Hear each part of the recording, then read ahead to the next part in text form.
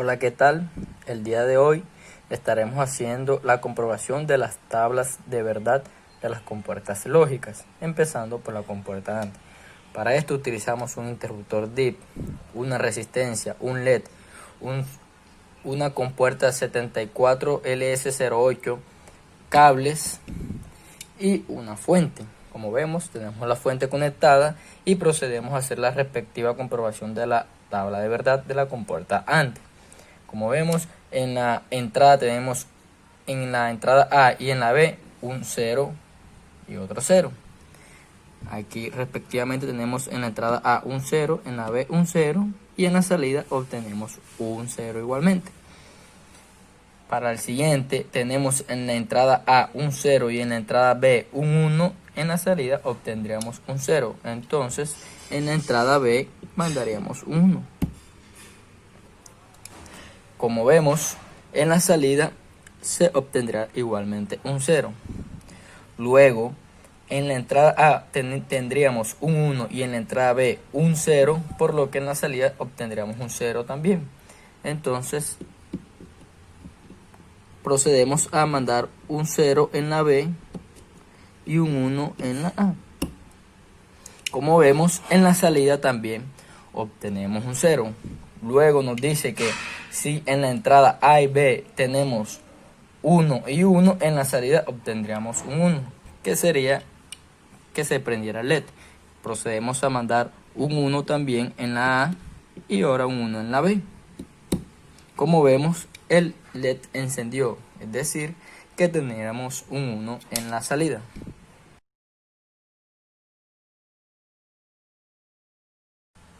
Como podemos ver en la compuerta OR, cada que tengamos en la entrada un 1 en la salida, obtendremos un 1 también.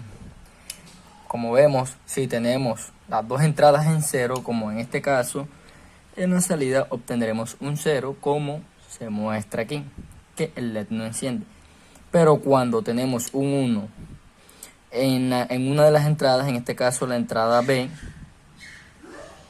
tendríamos un 1 a la salida. Como podemos ver, el LED encendió.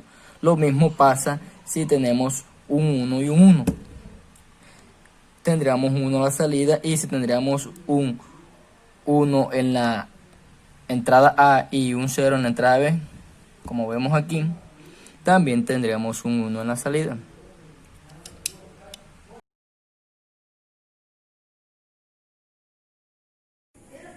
Como podemos ver, la compuerta NOT consta de que cuando en la entrada tenemos un 0, en la salida tenemos lo contrario, es decir, un 1. Por ejemplo, aquí tenemos un 0 en la entrada. Como podemos ver, el LED está prendido, quiere decir que tenemos un 1. Y cuando tenemos un 1, el LED se apaga, quiere decir que tenemos un 0.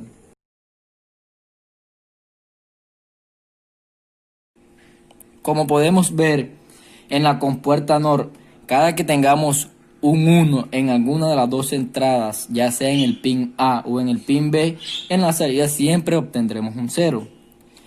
También vemos que si en la entrada, tanto en el pin A como en el pin B, tenemos 0 y 0, en la salida obtendremos un 1.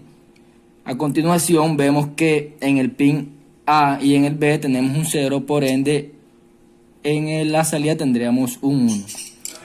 Pero si en el pin A tendríamos un 1, como vemos, en la salida tendríamos un 0. Lo mismo pasa si tenemos 1, 1 o si tenemos 0, 1.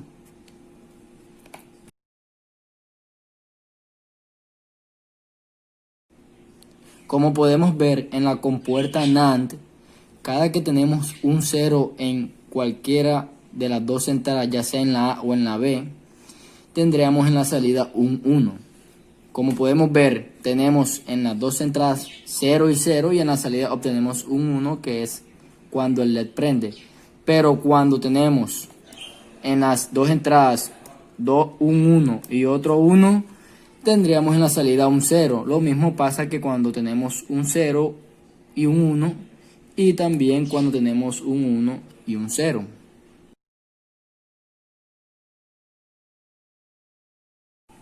Como podemos ver en la compuerta lógica XOR, cada que tenemos en la entrada A y B 0 y 0, en la salida obtendremos un 0 también.